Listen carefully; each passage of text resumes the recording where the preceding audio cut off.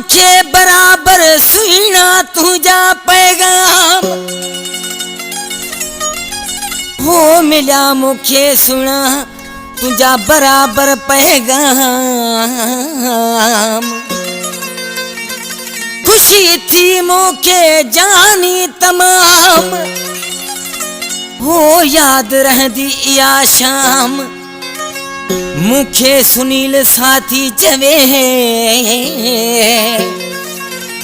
होयला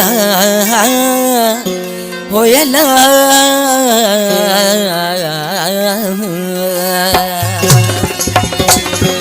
फरमाशा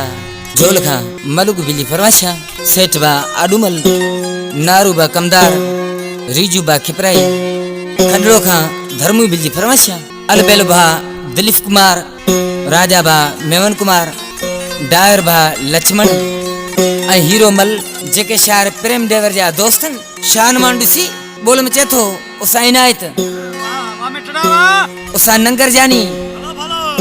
उसा नदागत चेतो पर की हो याद करण जी मिठा मेहरबानी हो याद करण जी मिठा मेहरबानी हो वाकई मिली बराबर तुझी निशानी वाकई मिली बराबर तुझी निशानी हो याद करण जी मिठा मेहरबानी हो याद करण जी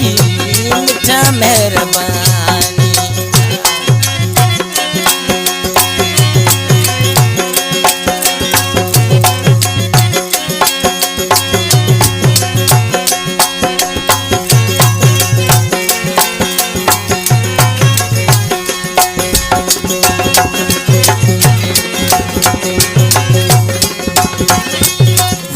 आसिरो मुँह ते लाए छड़ो हो तुझो ख्याल दिल ता भुलाए छड़ो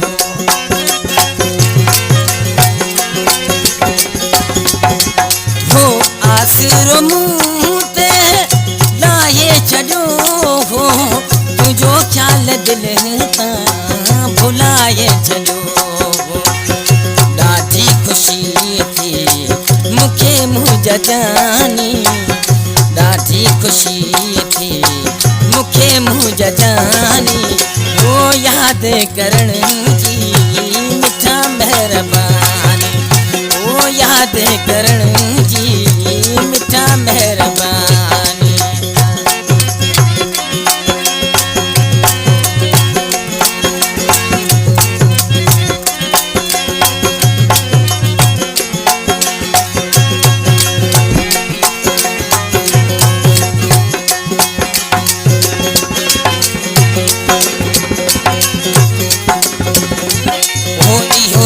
सुठो वा याद त आया अज ताईं तो बिसरियो मनाया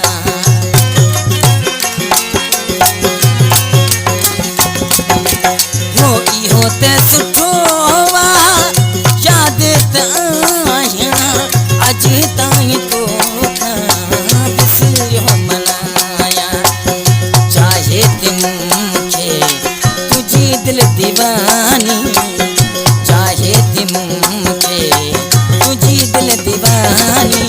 वो याद करण जी मिठा मेहरबानी वो याद करण जी मिठा मेहरबानी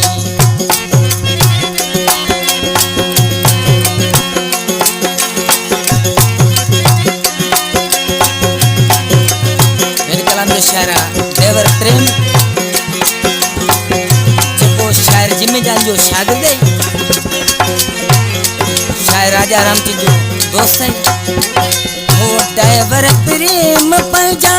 भला भाग भाया के भला छा बुझाया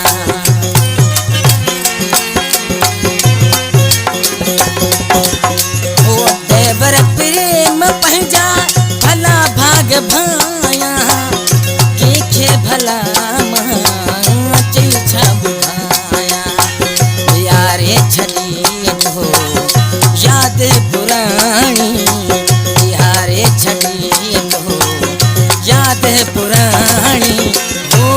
याद करण जी मिठा मेहरबानी ओ याद करण जी मिठा मेहरबानी वाके मिली बराबर तुझी निशानी वाके मिली बराबर तुझी निशानी ओ याद करण जी मिठा मेहरबानी ओ याद करण